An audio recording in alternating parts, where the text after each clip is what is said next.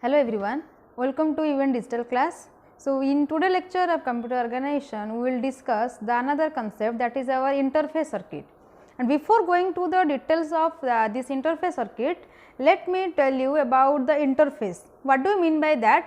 Interface means there is environment or it is an intermediate when we do the data transfer between two devices. Okay.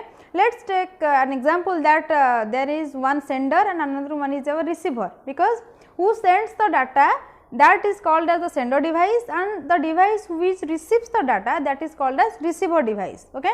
Let us do the data transfer between the processor and the keyboard. Then as the keyboard is an input device, then the keyboard will transfer the data to the processor, and after processing the processor will produce that data by using different output devices. Okay. Then there must be a technique by using which different input and output devices can be connected to the processor. Okay. And for doing that, there is an environment which is called as interface, and this environment provides a platform by using which the data transfer is taken place between different input and output device and with the processor. And to do that, in between the processor and the IO device, the interface circuit is placed, and inside that circuits we are having some registers. As you know that when we design a circuit, that means it must include some concept or some buffers which reserves or which stores the information for some period of time, and here the interface circuit has some registers. It may be data in, data out, or S in, S out. Okay. So, these registers are basically implemented in this interface circuit, and by using that it holds the data which is transferred from the input output device to the processor. Okay. So, we will discuss about the data transfer between keyboard to processor or processor to the output device, that is printer. So, we will discuss in our further slides. So, next one is our interface circuits. So, the input and output interface consists of the circuitry which is required to connect an IO device, that means the input and output device, to the computer bus. I have already discussed about bus arbitrations in my previous lectures. You can go through that lectures also for getting the connections between different devices by using the buses. Then one side of the interface we have the bus signals for address, data and control, because there are three buses we called as address bus, data bus and control bus. Okay. So, for transferring that, there must be the bus signals in one of the interface side. Okay. Then on the other side we have a data path with its associated controls to transfer data between the interface and the IO device. That means in between the different components of a computer system, there must be interface circuits. Okay. Let us take an example that when the processor transfers something to the output device, that means there is a interface circuit between both of that, and on one side of the interface circuits we have the bus signals for address, data and control, and on the other side there is a data path which transfers the data from the interface to the IO device. Okay. We will discuss it with an example later. Then this side is called as a port, and it can be classified as either a parallel port or a serial port. So, the technique by which the data transfer is taken place between the interface and the IO device and also the interface with the processor, that is called as the port, and that port is basically divided into two parts. One is parallel, another one is serial port. So, a parallel port transfers data in the form of number of bits, typically 8 or 16 bits simultaneously to or from the device, and a serial port transmits and receives data 1 bit at a single point of time. So, if we differentiate between the parallel port and the serial port, As you can see here, the parallel ports is consist of number of lines, or you can say it can parallelly transfer multiple bits at a single point of time, and number of bits is our varies from 8 bit to 16 bit, and that number of bits are transmitted simultaneously from one device to another device, and a serial port can transmit 1 bit of data at the single point of time. Then communication with the bus is the same for both the formats, that means whether it is serial port or the parallel port, the communication concept is same, and the conversion from the parallel to the serial format and vice versa takes place inside the interface circuit. Okay, and then I/O interface does the following works. As you can see here, in the point 1, it provides a storage buffer for at least one word of data. That means one word mean either one byte or in the multiple byte formats, and then contains status flags that can be accessed by the processor to determine whether the buffer is full for input or empty for the output. So, this interface circuit also contains a status flag, you can say S in or S out, and by using that it can gives the information about whether the buffer is full or empty. Then next one is our contains address decoding circuitry to determine whether it is being addressed by the processor or not. Then generates the appropriate timing signals required by the bus control scheme. So, this interface circuit generates the appropriate timing signals which is required by the bus to control the data transfer, and then performs any format conversion that may be necessary to transfer data between the bus and the I/O device, such as parallel serial conversion in the case of a serial port. Okay. So, this is the working principle, or you can say this is the task of I/O interface circuits, and by using interface circuit we can easily transfer the data from one component to another component of a computer system. Okay.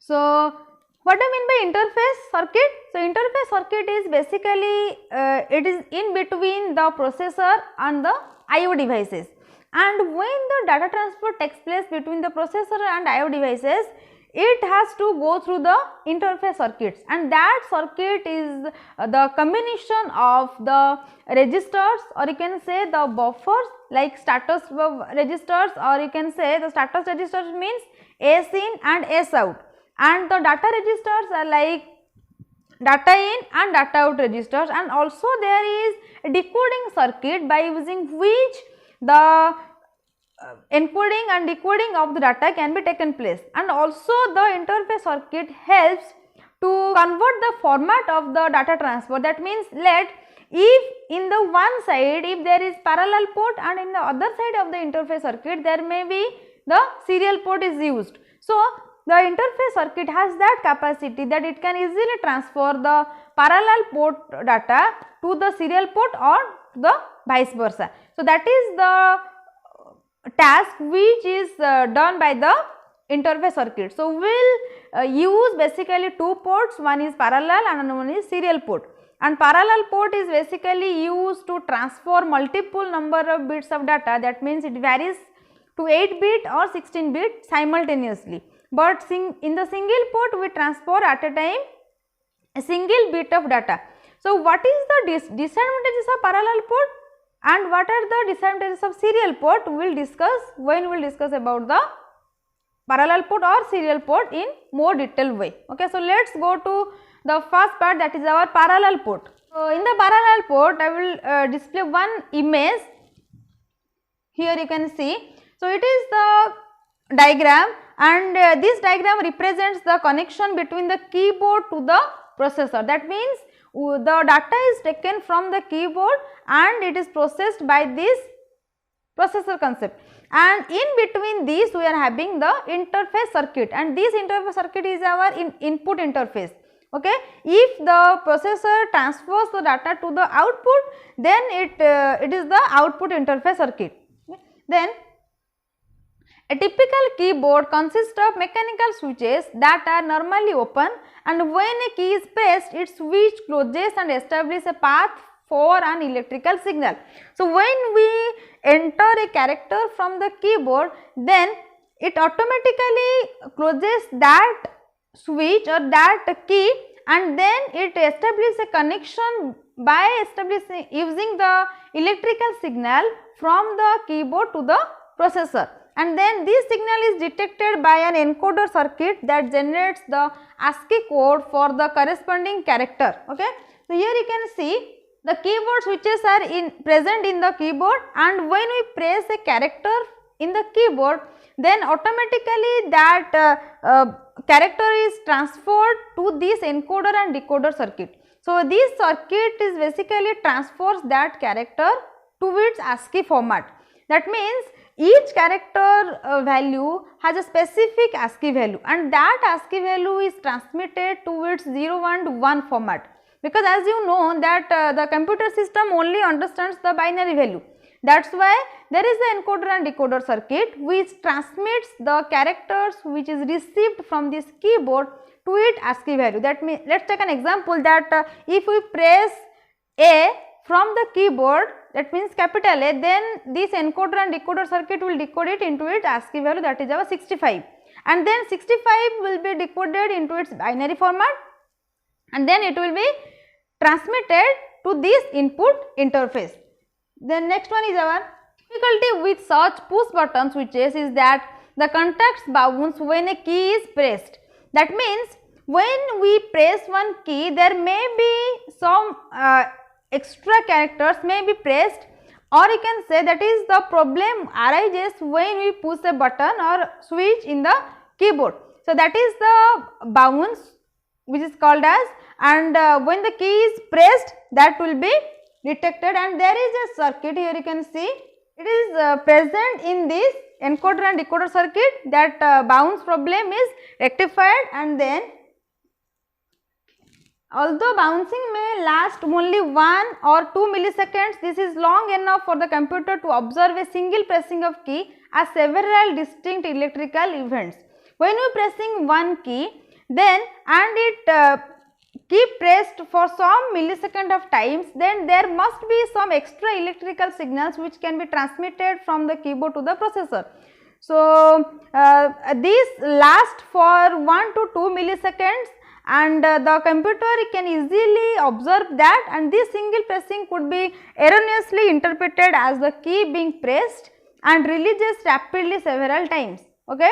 That means if the key it kept pressing for 1 to 2 milliseconds, then the processor has to conclude that the key is pressed and that character is entered for multiple period of times, and then the effect of bouncing must be eliminated. So you can do it in the two ways.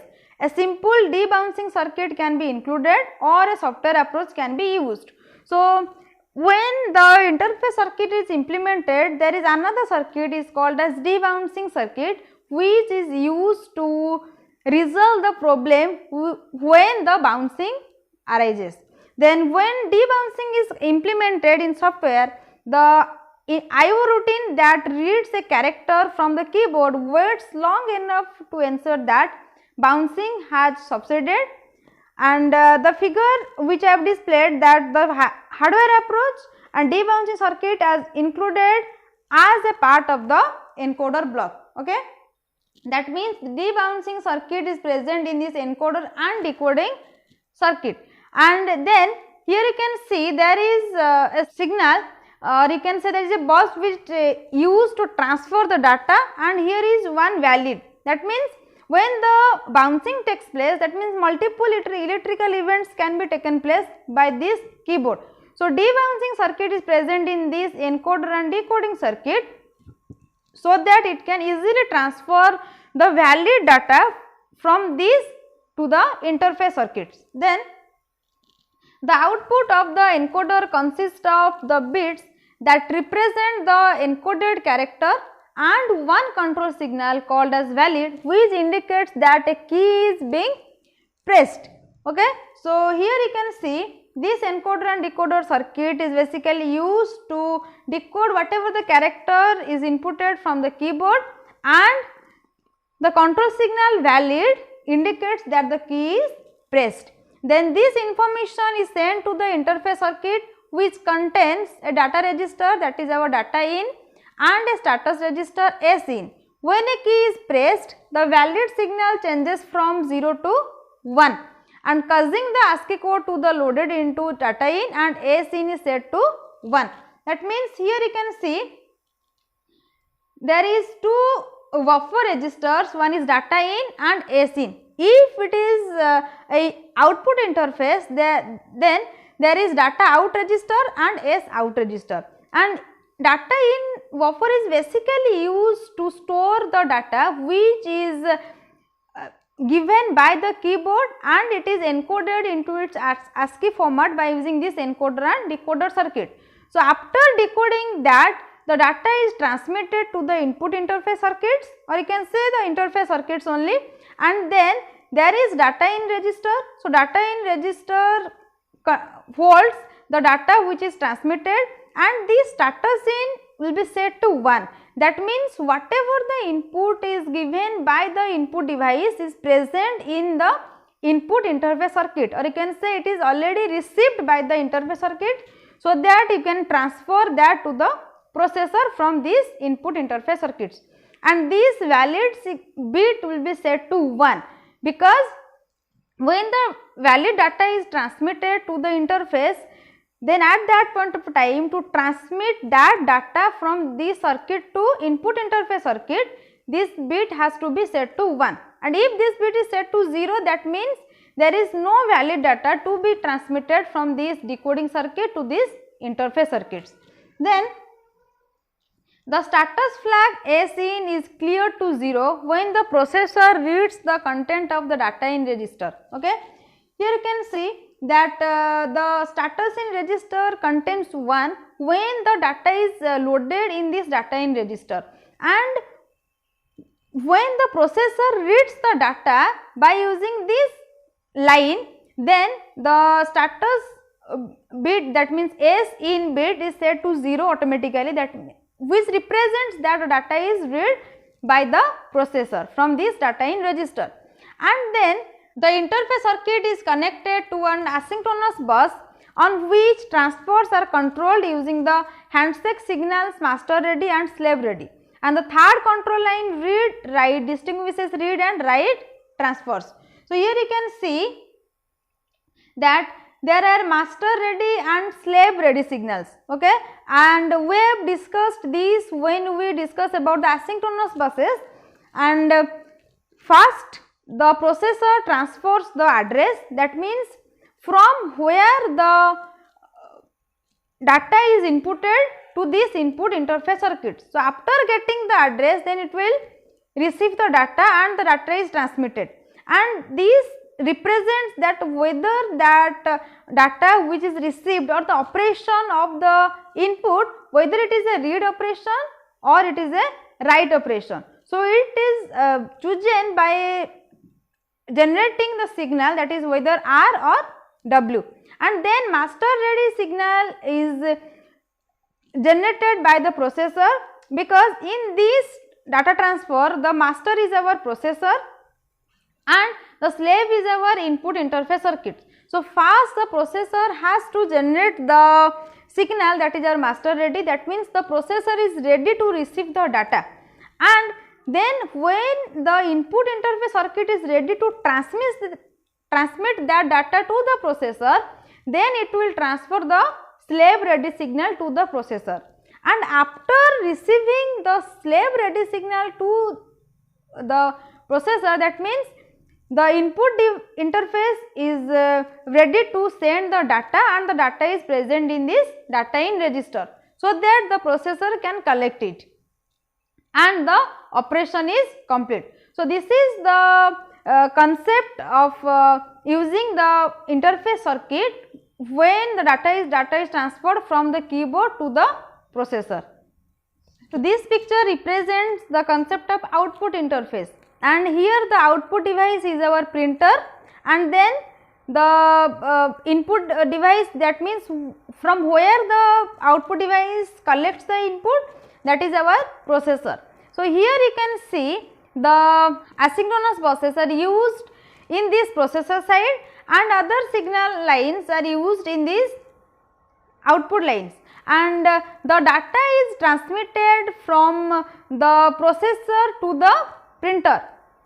First we have to transfer the data from this processor to the output interface circuit, and the data is received by using this data out register, and then the S out, that means the status register is set to 1 when the data is transmitted from the processor to the interface circuit, and when the data is transferred from the output interface to the printer, that means the printer receives the data, then the S out status register bit is set to 0, and this data line is used to transfer the data from the output interface circuit to the printer, and whether the data is transmitted to a valid printer or not, that is chosen by using this valid bit, and that means when the valid bit is set to 1, that means the data is transferred to the printer which is connected to the computer system. Okay, and then this ideal signal is used when we transfer the data from the processor to the printer. Why?